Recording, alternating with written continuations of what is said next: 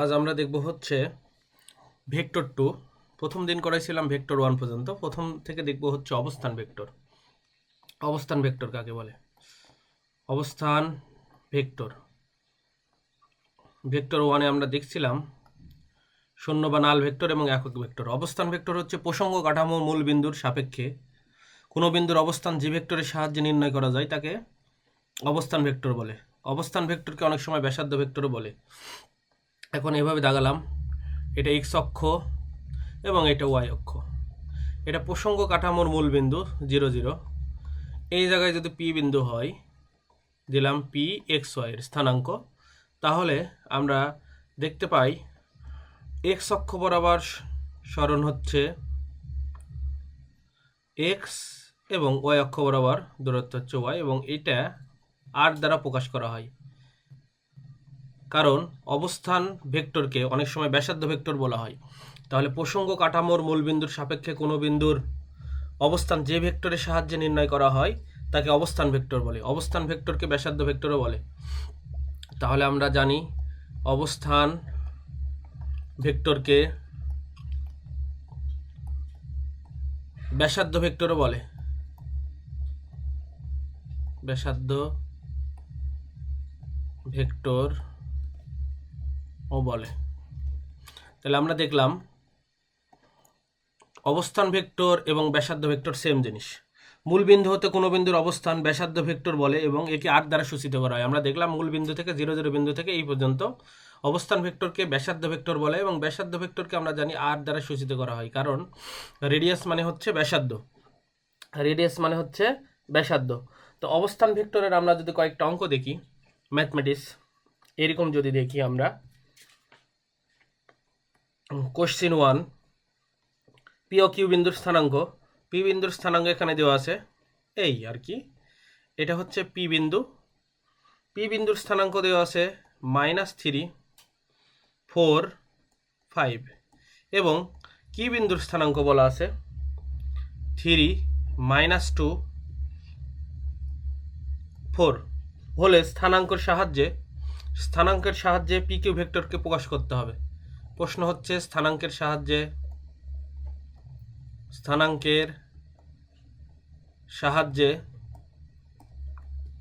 P Q ভেক্টরকে প্রকাশ করতে হবে। পি থেকে আমরা যাব হচ্ছে কিউ ভেক্টরকে প্রকাশ করতে হবে। ভেক্টরকে প্রকাশ করতে হবে।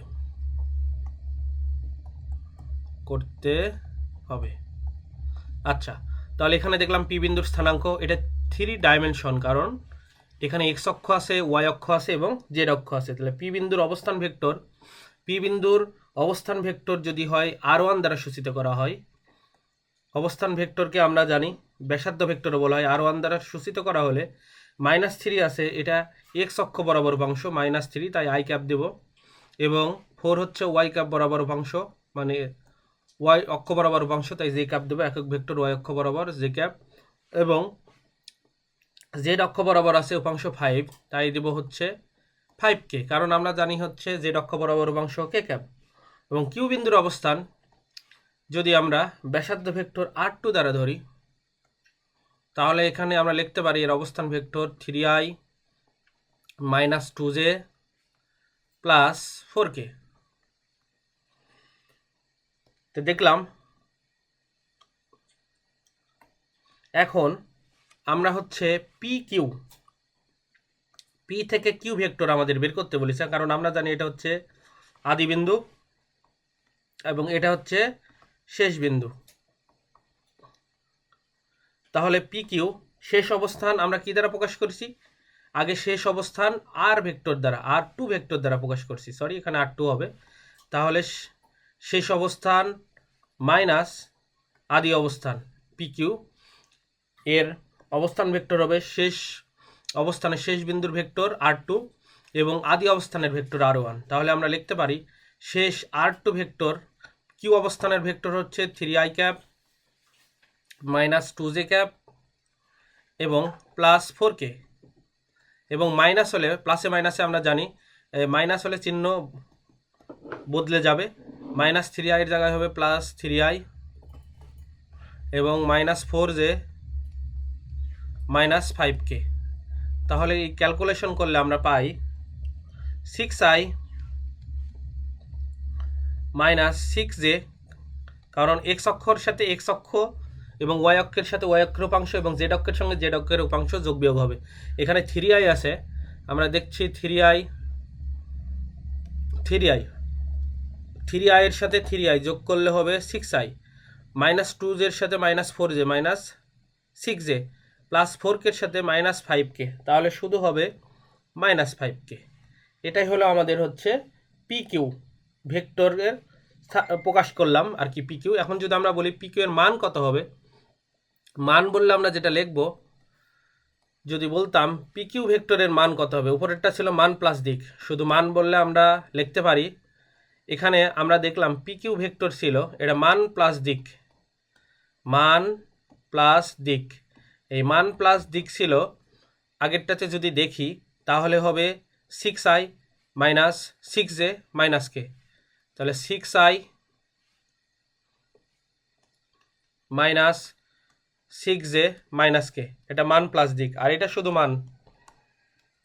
মান নির্ণয় করার সূত্র হচ্ছে i ক্যাপের সহগ হচ্ছে 6 এর উপর স্কোয়ার, j ক্যাপের সহগ হচ্ছে -6 এর উপর স্কোয়ার, এবং k ক্যাপের সহগ কিছু নয় মানে -1 আছে, -1 এর উপর স্কোয়ার। তাহলে আমরা মান দেখতে পাই 36 তখন 72 এবং এখানে হবে 73, এত একক।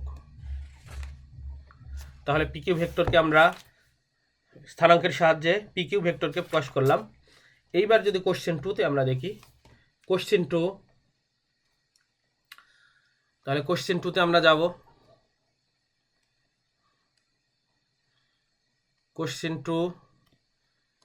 কোশ্চেন 2 বলছে R1 ভেক্টর ইকাল টু হচ্ছে OA ইকাল টু হচ্ছে 10i minus 12j plus 16k, এবং R2 ভেক্টর ইকাল টু হচ্ছে OB এবং 4i, এক্স অক্ষ বরাবর উপাংশ 4, ওয়াই অক্ষ বরাবর উপাংশ 5 এবং জেড অক্ষ বরাবর উপাংশ 12 -12 হলে 1 নম্বর প্রশ্ন হচ্ছে R1 প্লাস R2 এই ভেক্টরের মান কত, এবং 2 নম্বর প্রশ্ন হচ্ছে AB নির্ণয় করো। AB মানে মান নির্ণয় করো, AB ভেক্টরের মান নির্ণয় করতে হবে। যেখানে চিত্রটা বলা আছে এরকম, চিত্রটা দেওয়া আছে এরকম, এটা হচ্ছে O মূলবিন্দু, এবং এটা হচ্ছে A, এবং এটা হচ্ছে B, এই দিক দিয়ে টানা আছে, এটা A অবস্থান, এটা B অবস্থান। OA কে R1 ভেক্টর দ্বারা সূচিত করা হয়েছে এবং OB কে R2 ভেক্টর দ্বারা সূচিত করা হয়েছে। এখন প্রশ্ন হচ্ছে 1 নম্বর সলিউশন যদি আমরা দেখি, সলিউশন আমরা দেখলে R1 প্লাস R2, প্রথমে আমরা যোগ দিব R1 প্লাস R2, মান প্লাস দিক বের করব, দেন লাস্টে মান বের করব। শুধু মডুলাসের মধ্যে যেটা থাকবে সেটাকে শুধু মান বোঝাই, আর মডুলাসের বাইরে যদি ভেক্টর চিহ্ন সহ থাকে সেটা মান প্লাস দিক বোঝাই।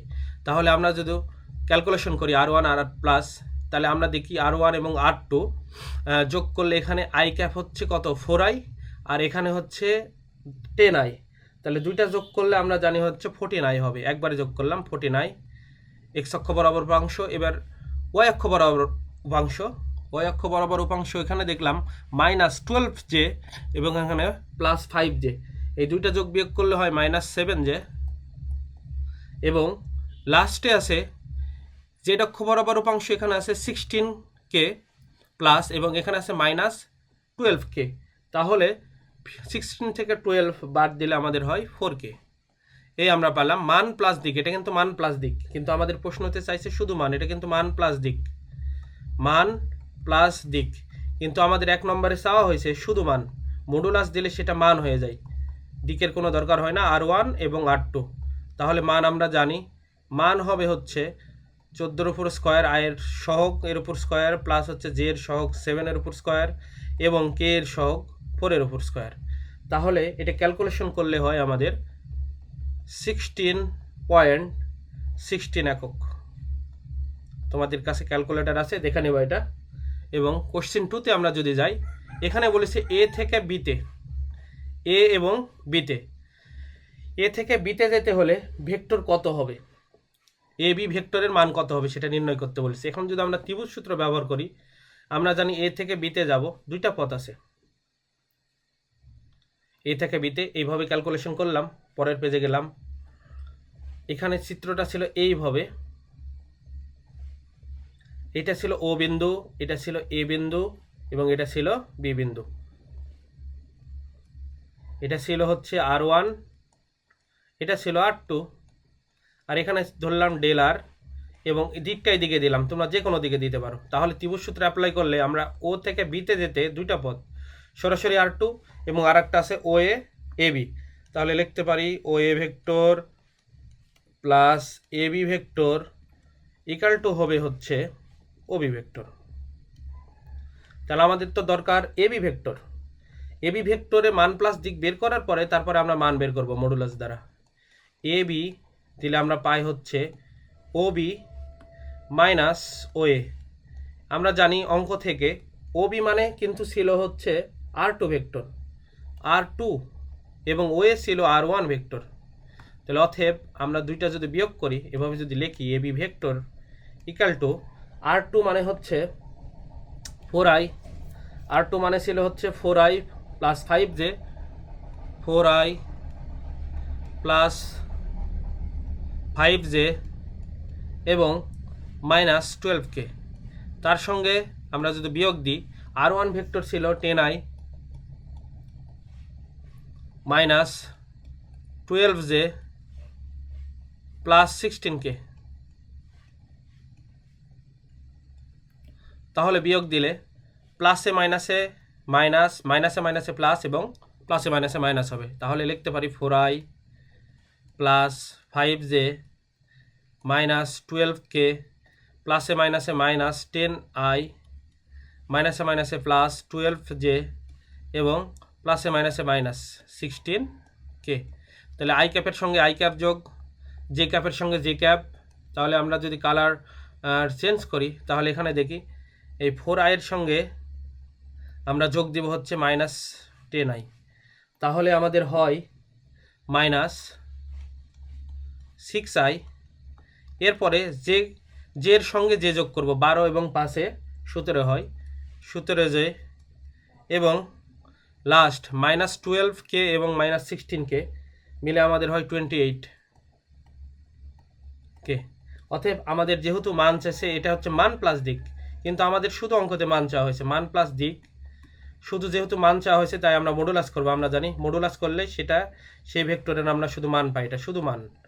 মান নির্ণয়ের সূত্র হচ্ছে আমরা জানি এই উপাংশগুলোর আয়ের সহগ মাইনাস 6-এর উপর স্কোয়ার প্লাস জে এর সহগ 17-এর উপর স্কোয়ার এবং কে এর সহগ হচ্ছে মাইনাস 28 তার উপর স্কোয়ার। এই ক্যালকুলেশন করলে হয় আমরা ক্যালকুলেটর দ্বারা দেখতে পাই 3.3 একক। এটা কোশ্চেন গেল। এবার আমরা যাব হচ্ছে সদৃশ ভেক্টর। সদৃশ ভেক্টরে যাই, পরবর্তী ভেক্টর সদৃশ ভেক্টর। আমরা অবস্থান ভেক্টর বা ব্যাসার্ধ ভেক্টর দেখলাম, এবার দেখব হচ্ছে সদৃশ ভেক্টর। যদি সমজাতীয় দুই বা ততোধিক ভেক্টর যদি একই দিকে ক্রিয়া করে তবে তাদেরকে সদৃশ বা সমান্তর ভেক্টর বলে। তাহলে সমজাতীয় এভাবে যদি নিই, সদৃশ ভেক্টর, সদৃশ ভেক্টরের সঙ্গে মিল আছে হচ্ছে সমান ভেক্টর। দুইটা আমরা দেখব, সমান ভেক্টর বা সমভেক্টর।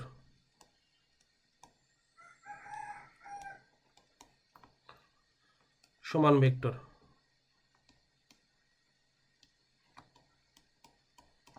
তো আসি সদৃশ ভেক্টর, সমজাতীয় যদি একই ভেক্টর একই দিকে ক্রিয়া করে, সমজাতীয় দুই বা ততোধিক দুইটি ভেক্টর, সর্বনিম্ন যদি দুইটা নিই, সমজাতীয় দুই বা ততোধিক ভেক্টর যদি একই দিকে ক্রিয়া করে তবে তাদেরকে সদৃশ বা সমান্তরাল ভেক্টর বলে।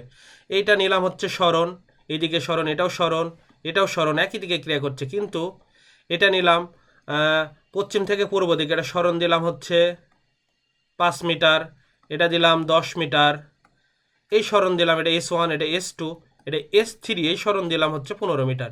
সবগুলাই হচ্ছে পশ্চিম, এটা ছিল পশ্চিম, এবং এদিকে হচ্ছে পূর্ব দিকে যাচ্ছে। তারপর আমরা দেখতেছি সমজাতীয় সকলগুলো ভেক্টর, এবং আরেকটা ভেক্টর দিলাম, এখানে দিলাম S4, S4কে আবার দিলাম হচ্ছে 5 মিটার।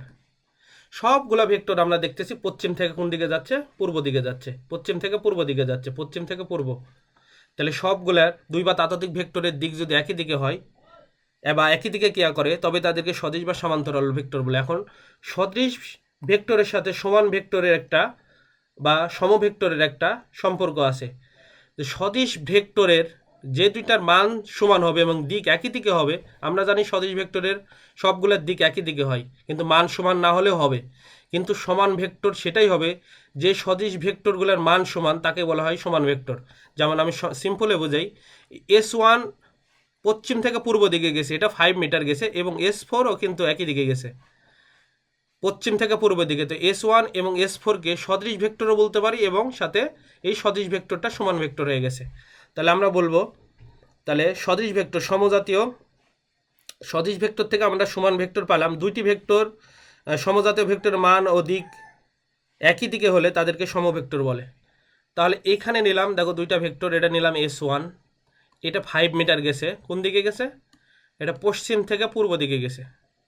এবং আর একটা ভেক্টর নিলাম S2 দ্বারা সাইন করলাম, এটাও 5 মিটার গেছে, কোন দিকে, পশ্চিম থেকে পূর্ব দিকে।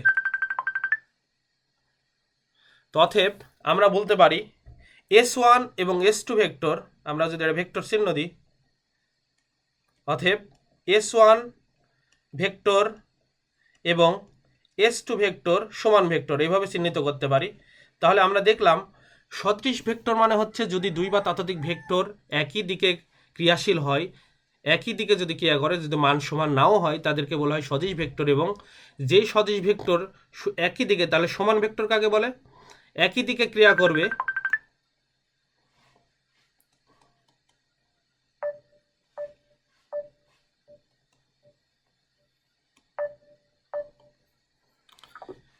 একই দিকে ক্রিয়া করবে, কিন্তু তাদের মানদ্বয় সমান হবে, মানও সমান হতে হবে এবং দিকও সেম হতে হবে। এখানে মান সমান হতে হবে, এই মানদ্বয় সমান হবে, দুইটার মান সমান হবে, দিক একই দিকে হতে হবে, একই দিকে হতে হবে, তবেই ভেক্টর দ্বয় সমান হবে। তাহলে এখন দেখো তো, এই জায়গায় এটা মানে হচ্ছে মান প্লাস দিক, এটা মানে হচ্ছে মান প্লাস দিক। এবারে যদি আমরা বলি শুধু মান সমান, তাহলে কিভাবে অ্যাসাইন করব, তাহলে এইভাবে থার্ড ব্র্যাকেট দেব, S1 এবং S2 আমরা এইভাবে প্রকাশ করব। এটা মানে মান সমান প্লাস হচ্ছে মান সমান, মান প্লাস দিক সমান হলে সেই সদৃশ ভেক্টরকে আমরা বলবো সমভেক্টর বা সমান ভেক্টর। এবার আসি হচ্ছে বিসদৃশ ভেক্টর। বিসদৃশ ভেক্টর, দুই বা ততোধিক ভেক্টর যদি বিপরীত দিকে ক্রিয়া করে, বা সমজাতীয় দুইটি ভেক্টর যদি বিপরীত দিকে ক্রিয়া করে, তবে তাদেরকে বিসদৃশ ভেক্টর বলে। তাহলে বিসদৃশ ভেক্টর আমরা নেব বিসদৃশ ভেক্টর। বিসদৃশ ভেক্টর, দুইটি ভেক্টর সমজাতীয় দুইটি ভেক্টর যদি বিপরীত দিকে ক্রিয়া করে, আমরা ধরলাম এই দিকে পশ্চিম থেকে পূর্ব দিকে যাচ্ছে, আমাদের পশ্চিম থেকে হচ্ছে পূর্ব দিকে যাচ্ছি 5 মিটার, এটার নাম দিলাম S1 ভেক্টর। এই দিকে আমরা পূর্ব থেকে পশ্চিম দিকে আসতেছি, এটা মনে করো 2 মিটার দিলাম। তাহলে সমজাতীয় দুইটা ভেক্টর যদি বিপরীত দিকে ক্রিয়া করে, তাদেরকে বলা হয় বিসদৃশ ভেক্টর। তাহলে বিপরীত ভেক্টর কি ভাই, বিপরীত ভেক্টর, বিপরীত ভেক্টর সেই ভেক্টর, তাহলে বিপরীত ভেক্টর দেখি, বিপরীত ভেক্টর হচ্ছে সমজাতীয় দুইটি ভেক্টর বিপরীত দিকে ক্রিয়াশীল হবে এবং এদের মান কিন্তু সমান হতে হবে। তাহলে আমরা বিপরীত ভেক্টর বলতে পারি। এই ভেক্টর, এই ভেক্টর দ্বয়কে বিপরীত ভেক্টর বলতে পারতাম যদি এটাও 5 মিটার হতো। তাহলে দেখো, এইটা পশ্চিম থেকে পূর্ব দিকে গেল, এর নাম দিলাম S1 = হচ্ছে 5 মিটার। তাহলে এটা গেছে কোন দিকে, পশ্চিম থেকে পূর্ব দিকে। এবার যদি পূর্ব দিক থেকে বিপরীত দিকে S2 vector equal two 5 metre হয়, এখন দেখলাম দেখো দুইটা ভেক্টরের দিক পুরো বিপরীত 180 ডিগ্রি কোণে ক্রিয়া করছে। কত ডিগ্রি কোণে? 180, এবং মানটাও সেম। তাহলে S1 ভেক্টর ইকাল টু হচ্ছে S2 ভেক্টর, এই দুইটা ভেক্টরের মান সেম কিন্তু দিক বিপরীত। দিক বিপরীত হওয়ার জন্য এটা লিখবো হচ্ছে S1 vector equal two minus S2 vector, এটা লিখবো মান প্লাস দিক। কেননা মাইনাস করলে সেই ভেক্টর বিপরীত দিকে হয়ে যায়। আমরা যদি এইদিকে পজিটিভ দিক ধরি, এইদিকে যদি পজিটিভ দিক ধরি S1 ভেক্টর হবে, কিন্তু S2 তো বিপরীত দিকে আছে, তাই তার আগে একটা মাইনাস হবে। এটা হচ্ছে মান প্লাস দিক, মান প্লাস দিক। তাহলে আমরা দেখলাম বিসদৃশ ভেক্টর, দুইটা ভেক্টর যদি বিপরীত দিকে ক্রিয়াশীল হয়, এর মান সমান হতেও পারে নাও পারে, তাদেরকে বিসদৃশ ভেক্টর বলে। এখন দুইটা ভেক্টর যদি বিপরীত দিকে ক্রিয়াশীল হয়, সমজাতীয় ক্রিয়াশীল হয় এবং তাদের মানও যদি সমান হয়, তবে তাদেরকে বিপরীত ভেক্টর বলা হয়। বিপরীত ভেক্টরের দিক অবশ্যই বিপরীত দিকে হবে। এখানেও কিন্তু দুইটার দিক হচ্ছে 180 ডিগ্রি কোণে গেছে যাবে, কিন্তু মানটা এখানে সেম না, সেম হতেও পারে নাও পারে। তো যে বিসদৃশ ভেক্টরের মানদ্বয় সমান হবে, বিসদৃশ ভেক্টরের মানদ্বয় সমান হবে, সেটাই বিপরীত ভেক্টর হয়ে যাবে। এবার আসি এমসিকিউর জন্য ভেরি ভেরি ইম্পর্টেন্ট, বিপ্রতীপ ভেক্টর বা ব্যতিহার ভেক্টর। বিপ্রতীপ ভেক্টর বা ব্যতিহার ভেক্টর, বিপ্রতীপ ভেক্টর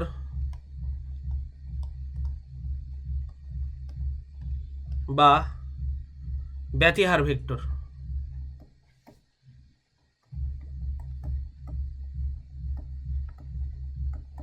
তাহলে বিপ্রতীপ ভেক্টর বা ব্যতিহার ভেক্টর কি একটু দেখব। সমজাতীয় দুইটি সমান্তরাল ভেক্টরের একটির মান অপরটির বিপরীত সংখ্যা বা বিপ্রতীপ হলে তাদেরকে বিপরীত বা ব্যতিহার ভেক্টর বলে। তাহলে সমজাতীয়, এটা ভেরি ভেরি ইম্পর্টেন্ট, স্টার দিলাম, ট্রিপল স্টার, কারণ এটা প্রায় ঢাকা বিশ্ববিদ্যালয়ে আসে। সমজাতীয় দুইটি সমান্তরাল ভেক্টরের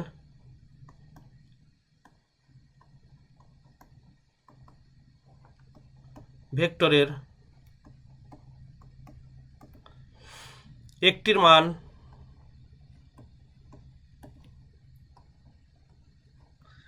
মান অপরটির বিপরীত সংখ্যা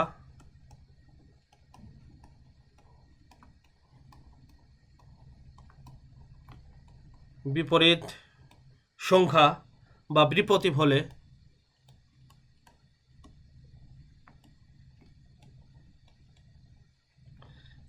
হলে তাদেরকে বিপ্রতীপ বা ব্যতিহার ভেক্টর বলে।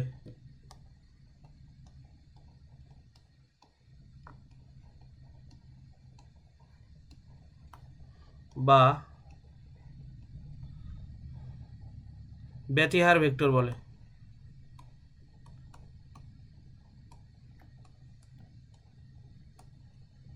তাহলে এখন যদি আসি, এই একটা ভেক্টর নিলাম এ থেকে বি, একে বললাম আমরা 7i দ্বারা অ্যাসাইন করলাম। তাহলে আর বিপ্রতীপ ভেক্টরের কিন্তু দিক একই দিকে হয়, কিন্তু আর বিপ্রতীপ ভেক্টর হবে এই 7 বিপরীত রাশি কি, 7 নিচে কিছু নয় মানে 1 আছে, তাহলে 7 বিপরীত রাশি 1/7। তাহলে আর বিপ্রতীপ ভেক্টর হবে 1/7i। তাহলে আমরা দেখলাম মান যদি বিপরীত হয়, 7 বিপরীত সংখ্যা কত? 1/7। তাহলে আমরা যদি বলি এটা সিডি ভেক্টর দ্বারা অ্যাসাইন করলাম, তাহলে এবি ভেক্টর হবে বা সিডি ভেক্টর হবে এবি ভেক্টরের বিপরীত ভেক্টর। অনেক সময় এমসিকিউ আসে, এমসিকিউ যদি আমি দেখাই, ইম্পর্টেন্ট এমসিকিউ, নিচের কোনটি সঠিক? যদি এভাবে আসে, এ বি ইকাল টু হচ্ছে যদি 5i হয়, তবে এর বিপরীত ভেক্টর কোনটি?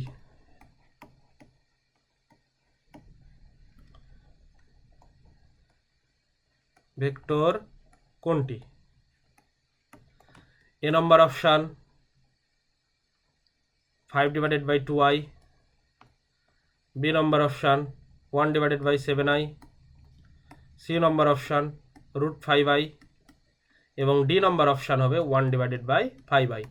তাহলে আমরা জানি অ্যান্সার হবে এটা। কেননা বলতো 5i এর মানের বিপরীত, 5 বিপরীত রাশি হচ্ছে 1/5। তাহলে একটা ভেক্টর সমজাতীয় ভেক্টর মানে দুইটার দিক একই হবে, কিন্তু একটার মান অপরটার বিপরীত, মানে বিপরীত হলে সেটাই হবে হচ্ছে বিপরীত ভেক্টর। সমতলীয় ভেক্টর, তাহলে সমতলীয় ভেক্টর দেখব আমরা। সমতলীয় ভেক্টর এই স্ক্রিনে তোমাদের আমি লিখছি, মনে করো এই স্ক্রিনটা 2 ডাইমেনশন, এটা মনে করো কম্পিউটারের স্ক্রিন। এর উপরে যতগুলো আমরা হচ্ছে রাশি দাগাবো, যতগুলো রাশি দাগাবো তাদেরকে এখন দেখো তো এটা সবগুলো কোন তলে আছে? এই স্ক্রিনের উপরে নাই, স্ক্রিনের উপরে তো আছে। এখন যদি এই স্ক্রিনের উপর আমি একটা কলমকে দাগ হিসাবে কল্পনা করি, সেটা তো স্ক্রিনের উপর নাই, কারণ স্ক্রিনের বাইরে চলে আসছে। তাহলে আমরা সমতলীয় ভেক্টর তাকেই বলবো, দুই বা ততোধিক ভেক্টর একই তলে অবস্থান করলে তাদেরকে সমতলীয় ভেক্টর বলে। ধরো এই এই এই তলেই আছে, এখানে হোক আর দিক যেরকমই হোক, এরকম এ ভেক্টর, এটা মনে করো বি ভেক্টর, এটা হচ্ছে সি, এটা ডি, আর এটা হচ্ছে ই। সবগুলা ভেক্টর হচ্ছে সমতলীয় ভেক্টর, কারণ এটা সবগুলা স্ক্রিনের উপর আছে। তাহলে দুই বা ততোধিক ভেক্টর একই তলে অবস্থান করলে তাদেরকে সমতলীয় ভেক্টর বলে। এবার আসি সঠিক ভেক্টর। তাহলে সঠিক ভেক্টর কি পড়াবো? যে ভেক্টরের মান শূন্য নয়, এটা শূন্য ভেক্টরের বিপরীত ভেক্টর, যে সকল ভেক্টরের মান শূন্য নয় তাকে সঠিক ভেক্টর বলে।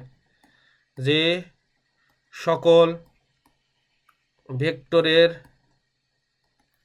মান শূন্য নয় তাকে সঠিক ভেক্টর বলে।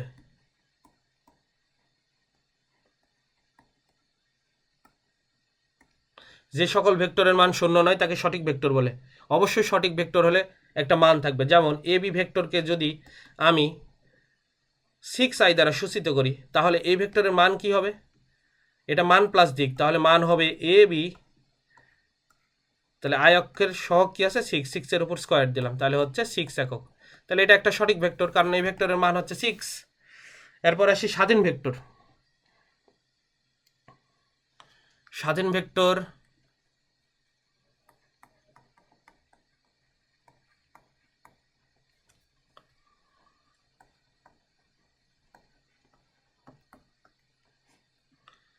তাহলে কোনো ভেক্টরের পাদবিন্দু কোথায় হবে তা ইচ্ছামতো পছন্দ করা গেলে তবে সেই ভেক্টরকে স্বাধীন ভেক্টর বলে। আমি এই জায়গায় একটা দিলাম শেষ বিন্দু, এর পাদবিন্দু কোথায় হবে আমি যদি ইচ্ছামতো বসাতে পারি, এ আর বি একটা ভেক্টর, তাহলে কোনো ভেক্টরের রাশির পাদবিন্দু কোথায় হবে, এই পাদবিন্দু যদি আমি এভাবে করতাম, এই বি এখানে আছে, ঠিক রেখা পাদবিন্দু এই জায়গায় নিয়ে গেলাম, ইচ্ছামতো বসাতে পারবো। যেমন এখানে এ রেখা, এটা এ বি করলাম।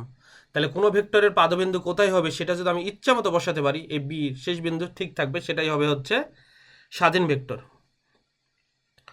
তাহলে আমরা অনেকগুলো পড়লাম, আমরা সংজ্ঞা দেখলাম।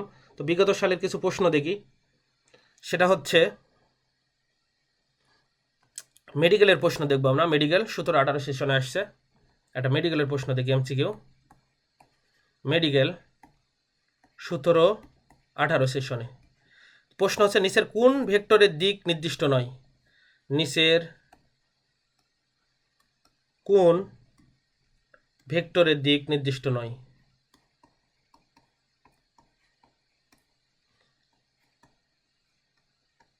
নির্দিষ্ট নয়। এখন এ নম্বর হচ্ছে বিপ্রতীপ ভেক্টর,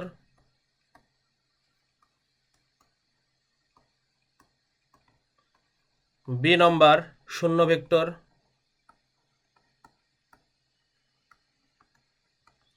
সি নম্বর সমান ভেক্টর এবং ডি নম্বর অপশান দেওয়া আছে বিপরীত ভেক্টর। তাহলে এটা মেডিকেলে আসছে 17-18 সেশনে। তাহলে এখন দেখো তো কোন ভেক্টরের দিক নির্দিষ্ট না। আমরা তোমাদের বলেছিলাম শূন্য ভেক্টরের দিক নির্দিষ্ট নয়, শূন্য ভেক্টরের আদি বিন্দু এবং শেষ বিন্দু নেই, এটা একটা জাস্ট বিন্দু, এর মান হচ্ছে শূন্য। তোমাদের পড়াইছিলাম, মনে আছে কিনা জানি না, আগের লেকচারে শূন্য ভেক্টরের কয়েকটা বৈশিষ্ট্য আমরা দেখাইছিলাম। শূন্য ভেক্টরের 0 দ্বারা সূচিত করা হয়, এবং যে ভেক্টরের মান শূন্য, যার নির্দিষ্ট কোনো দিক থাকে না, তাকে নাল বা শূন্য ভেক্টর বলে। তাহলে শূন্য ভেক্টরের সংজ্ঞায় আমরা জানতাম যে ভেক্টর এর মান শূন্য এবং যার কোনো নির্দিষ্ট দিক থাকে না তাকে নাল বা শূন্য ভেক্টর বলে। শূন্য ভেক্টরের পাদবিন্দু এবং শীর্ষবিন্দু একই হয়। তাহলে নিচের কোন ভেক্টরটির দিক নির্ণয় করা দিক নির্দিষ্ট নয়? তাহলে শূন্য ভেক্টর, কারণ শূন্য ভেক্টর আমরা জানি নির্দিষ্ট দিক থাকে না। এটা আসছে মেডিকেলের 17-18 সেশনে। এরপরে আসছে নিচের কোনটি ভেক্টরের প্রকারভেদ নয়? এটা মেডিকেলে 3-4 সেশনে আসছিল। নিচের কোনটি ভেক্টরের প্রকারভেদ নয়? কোশ্চেন 2-তে গেলাম, এটা হচ্ছে মেডিকেল 3-4 সেশনে আসছিল। নিচের কোনটি ভেক্টরের প্রকারভেদ নয়? ভেক্টরের প্রকার ভেদ নয়। তাহলে আমরা জানি নিচের কোনটি ভেক্টরের প্রকার ভেদ নয়? এ নম্বর অপশান দেওয়া আছে ঋণ ভেক্টর, বি নম্বর অপশান দেওয়া আছে শূন্য ভেক্টর,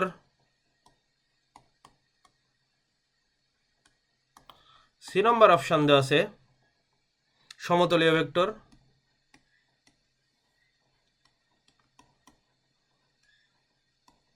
এবং ডি নম্বর অপশান দেওয়া আছে ধন ভেক্টর।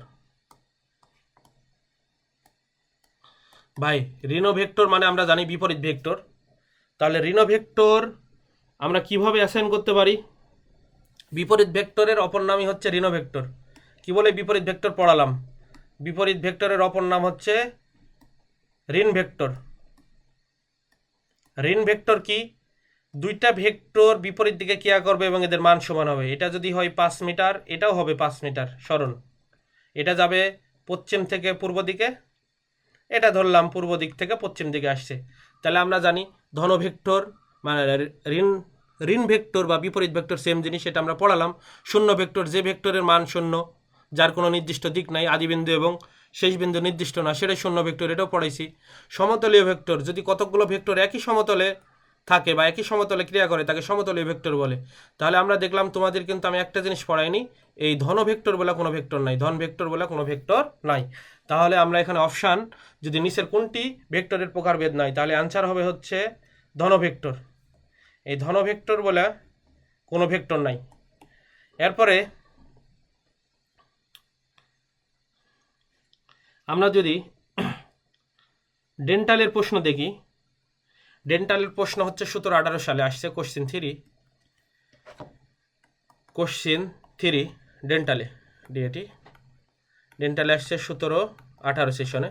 প্রশ্ন হচ্ছে কোন ভেক্টরের শীর্ষবিন্দু ও পাদবিন্দু একই হলে ভেক্টরটি হবে নিচের কোনটি? কোনো ভেক্টরের শীর্ষবিন্দু, কোনো ভেক্টরের শীর্ষবিন্দু ও পাদবিন্দু একই হলে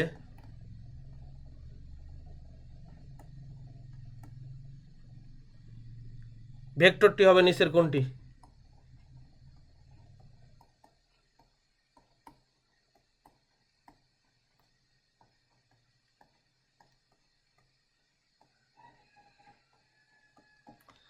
এখন এ নম্বর অপশান ব্যাসার্ধ, বি নম্বর অপশান সদৃশ ভেক্টর,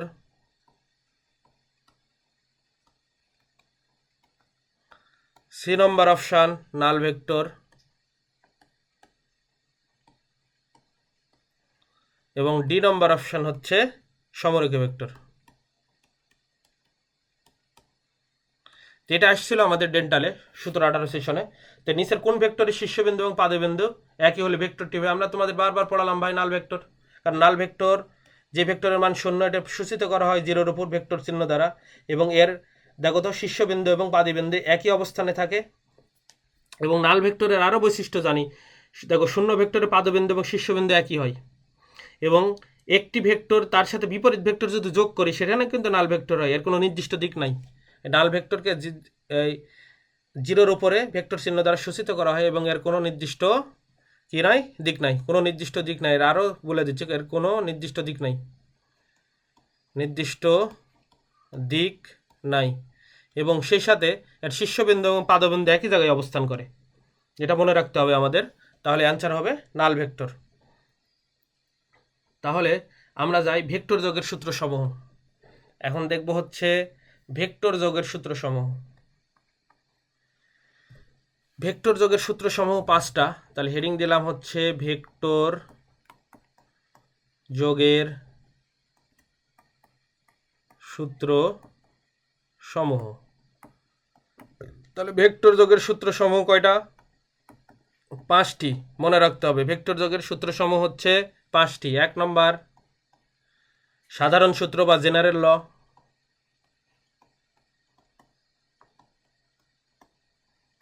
ইংলিশে বলা হয় জেনারেল ল। 2 নম্বর ত্রিভুজ সূত্র, ল অফ ট্রায়াঙ্গেল। ত্রিভুজ সূত্র। 3 নম্বর বহুভুজ সূত্র।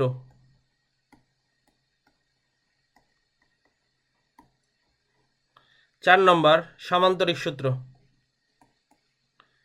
সামান্তরিক সূত্র। সামান্তরিক সূত্র। সামান্তরিক সূত্র। 5 নম্বর উপাংশ সূত্র।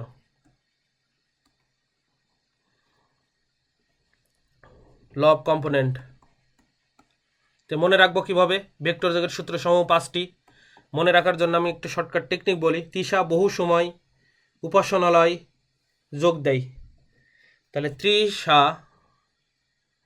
শর্টকাটে যদি আমরা বলি, তৃষা বহু সময় উপাসনালয়ে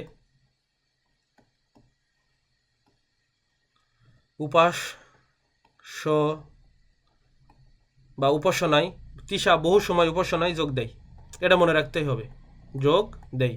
আমরা পরের স্লাইডে যাই দেখি। তৃষা মানে ত্রিভুজ সূত্র, সাধারণ সূত্র। ত্রি মানে হচ্ছে ত্রিভুজ সূত্র,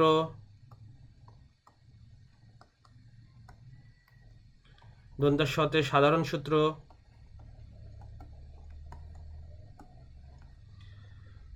বহু সময়, বহুতে বহুভুজ সূত্র,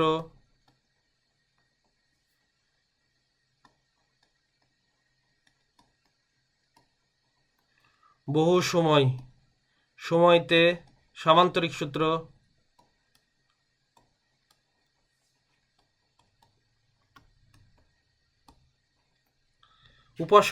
উপাসনায় যোগ দেয়।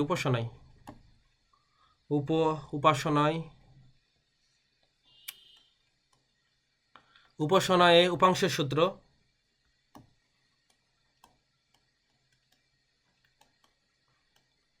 যোগ দেয় মানে যোগের সূত্র। এগুলো মনে রাখবো, যোগ দেয় মানে হচ্ছে যোগের সূত্র। এগুলো সব হচ্ছে যোগের সূত্র। এগুলো সব হচ্ছে যোগের সূত্রে 5টা।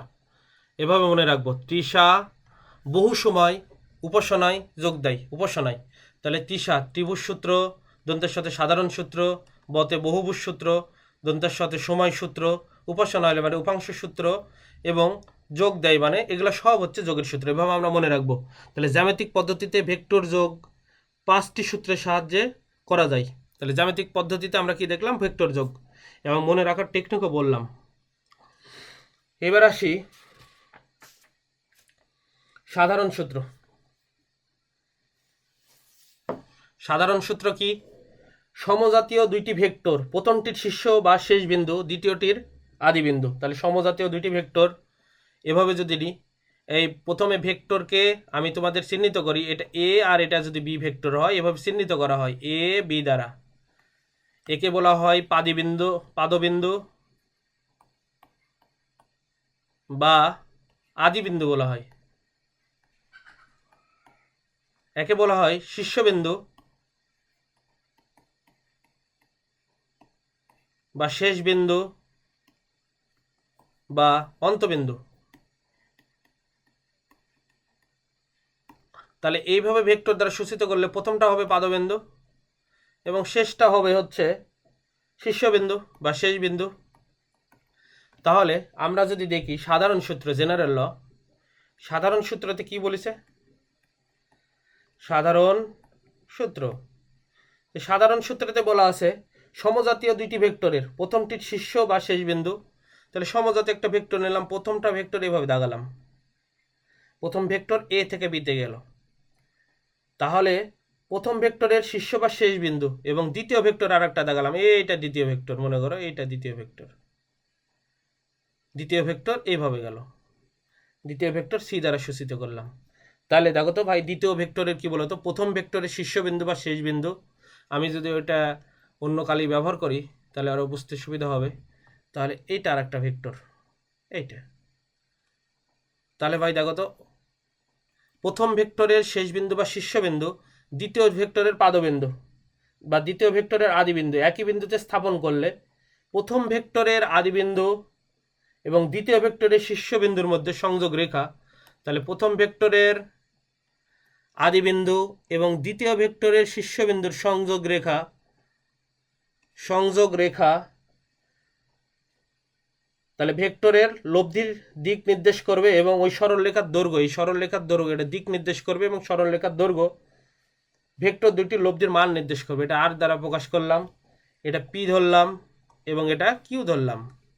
তাহলে আমরা দেখলাম ভাই প্রথম ভেক্টরের শীর্ষবিন্দু দ্বিতীয় ভেক্টরের পাদবিন্দু এভাবে যদি যুক্ত থাকে তাহলে প্রথম ভেক্টরের পাদবিন্দু থেকে দ্বিতীয় ভেক্টরের শীর্ষবিন্দুর দিকে এই দুইটা ভেক্টরের দিক নির্দেশ করবে এবং এর দৈর্ঘ্যটা হচ্ছে দুইটা ভেক্টরের মান নির্দেশ করবে। তাহলে আমরা কি লিখতে পারি? এটা লিখতে পারি তাহলে এর মান যদি এটা আর ভেক্টর হয় তাহলে কি হবে? আর ভেক্টর ইকাল টু হচ্ছে পি প্লাস কিউ নির্দেশ করে। ঠিক আছে, এইভাবে যদি দুইটা না আরো অসংখ্য নিই তাহলে কি হবে? সাধারণ সূত্র, এটা নিলাম 1 নম্বর ভেক্টর, ও থেকে এতে গেল। এরপরে করলাম কি, আর একটা ভেক্টর নিলাম, এরকম নিলাম, এ থেকে বিতে গেল, এ থেকে এটা হচ্ছে বিতে গেল। এরপরে আর একটা নিলাম, বি থেকে সিতে গেল। এরপরে করলাম কি, লাস্ট একটা ভেক্টর আমরা যুক্ত করলাম, অন্য কোনো কালার দিলাম,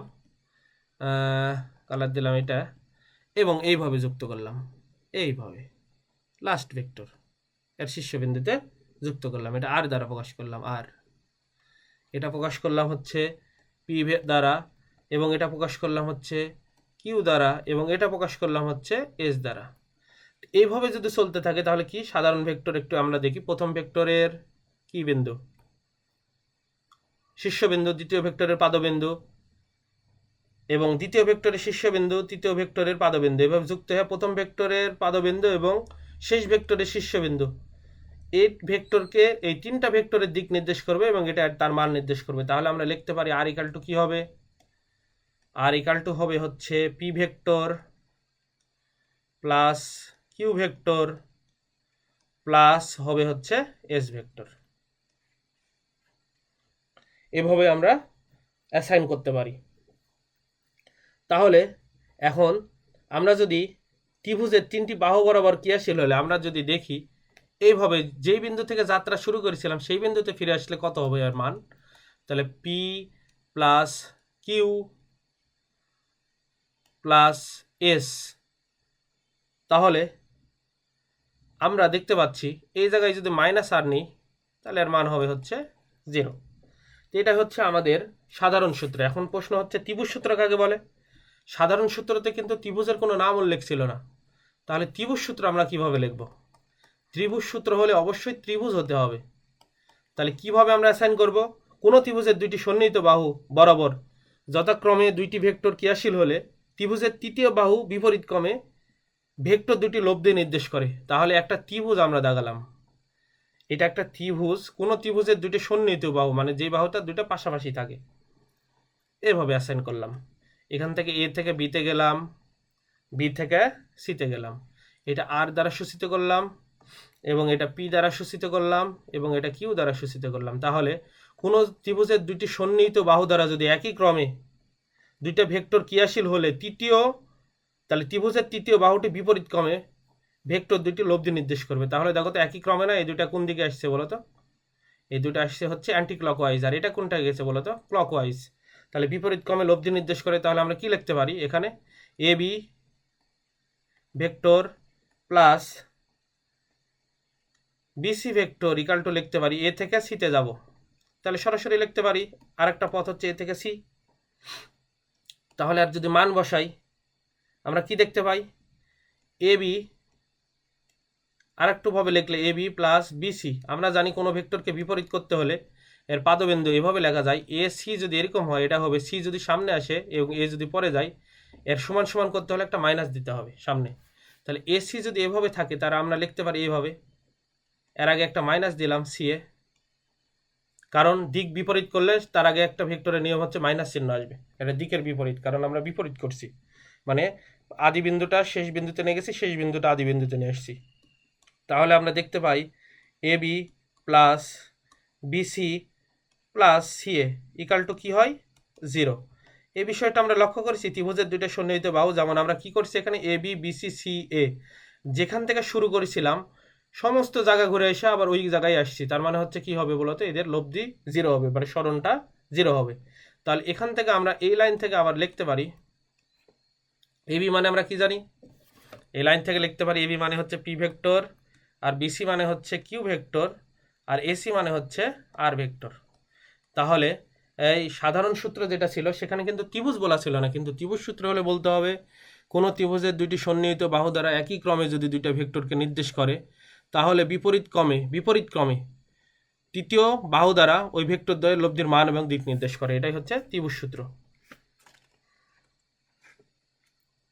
এবার আসি বহুভুজ সূত্র, ল অফ পলিগন। বহুভুজ সূত্র আমরা এবার আসি হচ্ছে বহুভুজ সূত্রতে যাই। বহুভুজ সূত্র, বহুভুজ সূত্র, বহুভুজ সূত্র দুই বা ততোধিক ভেক্টর রাশির ক্ষেত্রে ভেক্টরগুলো একই ক্রমে সাজিয়ে দুই বা ততোধিক ভেক্টর রাশির ক্ষেত্রে ভেক্টরগুলোকে একই ক্রমে সাজিয়ে প্রথম ভেক্টরের পাদবিন্দু বা প্রথম ভেক্টরের দেখো তো ভাই প্রথম ভেক্টরের পাদবিন্দু এবং দ্বিতীয় ভেক্টরের শীর্ষবিন্দু যোগ করলে বিপরীত ক্রমে ভেক্টর দ্বয়ের লব্ধি পাওয়া যায়। এভাবে পরবর্তী প্রত্যেকটি ভেক্টরের পাদবিন্দু শীর্ষবিন্দু যোগ করলে সর্বশেষ যে ভেক্টরটি পাওয়া যায় সেই বাহুটি ভেক্টর দ্বয়ের লব্ধিগুলোর রাশিগুলোর লব্ধির মান এবং দিক নির্দেশ করবে। তাহলে কিভাবে হয়, আমরা প্রথমে নিলাম ও এ, তাহলে প্রথম ভেক্টরের শীর্ষবিন্দু দ্বিতীয় ভেক্টরের পাদবিন্দু, এটাতে বিতে আসলাম, এবং দ্বিতীয় ভেক্টরের শীর্ষবিন্দু তৃতীয় ভেক্টরের পাদবিন্দু, এটা সিতে আসলাম, এটা বি ভেক্টর, এটা সি ভেক্টর, তৃতীয় ভেক্টরের শীর্ষবিন্দু চতুর্থ ভেক্টরের পাদবিন্দু, এটা হচ্ছে ডি ভেক্টর, এবং চতুর্থ ভেক্টরের শীর্ষবিন্দু পঞ্চম ভেক্টরের পাদবিন্দু। এভাবে ও থেকে বিপরীত ক্রমে শেষটা যোগ করলাম, এটা বিপরীত ক্রমে যোগ করলাম। তাহলে আমরা যদি ভাই এইটা আমরা করি তাহলে কি হয়, প্রথমটা যদি যোগ করি ত্রিভুজ সূত্রে অ্যাপ্লাই করি তাহলে এটা কি হবে বলো তো ভাই, এ থেকে দেখো তো একই ক্রমে যাওয়া যায় ও এ ও বি, আর এখানে বিপরীত ক্রমে এভাবে যাওয়া যায় না, তাহলে এটা হবে হচ্ছে এ প্লাস বি ভেক্টর। এবার যদি এটা আবার যোগ করি তাহলে কি হবে বহুভুজ, এটা হচ্ছে দেখো তো ও বি প্লাস হচ্ছে বিসি, ও বি প্লাস বিসি, তাহলে কি হবে ও বি মানে এখানে কি হবে, এই জায়গায় যদি আমরা নিই ও বি প্লাস হচ্ছে বিসি ইকাল টু হবে এই যে বিপরীত ক্রমে ওসি। তাহলে ও বি মানে আমরা কি জানি বলো তো ভাই, এ প্লাস বি, আর বিসি মানে এটা কি দিছি আমরা সি দ্বারা প্রকাশ করেছি, বিসিকে সি দ্বারা প্রকাশ করেছি, এটা সি ভেক্টর। তাহলে এটা আমরা যদি দিই সি তাহলে হবে হচ্ছে ওসি। তাহলে আমরা এটা কি পেলাম বলতো, এ প্লাস বি প্লাস সি, এটা যদি আবার যোগ করি তাহলে কি হবে, এটা হবে হচ্ছে A plus B plus C plus D, A plus B plus C plus D. তাহলে আমরা লিখতে পারলাম অতএব এটা যদি আর ভেক্টর দ্বারা প্রকাশ করি বিপরীত ক্রমে তাহলে আর ভেক্টর ইকাল টু হবে A plus B plus C plus D plus E. তাহলে কি পেলাম বহুভুজ সূত্রে, প্রথম ভেক্টরের শীর্ষবিন্দু দ্বিতীয় ভেক্টরের পাদবিন্দু, দ্বিতীয় ভেক্টরের শীর্ষবিন্দু তৃতীয় ভেক্টরের পাদবিন্দু, তৃতীয় ভেক্টরের শীর্ষবিন্দু চতুর্থ ভেক্টরের পাদবিন্দু, চতুর্থ ভেক্টরের শীর্ষবিন্দু পঞ্চম ভেক্টরের পাদবিন্দু। এভাবে যদি যুক্ত করতে থাকি দুই বা ততোধিক, তবে এই ভেক্টরগুলোর লব্ধির মান এবং দিক হবে প্রথম ভেক্টরের পাদবিন্দু থেকে শেষ ভেক্টরের শীর্ষবিন্দুর দিকে দিক নির্দেশ করবে, এবং এই বাহুর দৈর্ঘ্যই হবে ভেক্টর দ্বয়ের মানের সমান। এটাই হচ্ছে আমাদের বহুভুজ সূত্র। এরপরে আছে আমাদের মেন পড়া শুরু হবে সামান্তরিক সূত্র, আমরা এটা ভেক্টর থ্রিতে দেখাবো। আজ এই পর্যন্ত, আল্লাহ হাফেজ।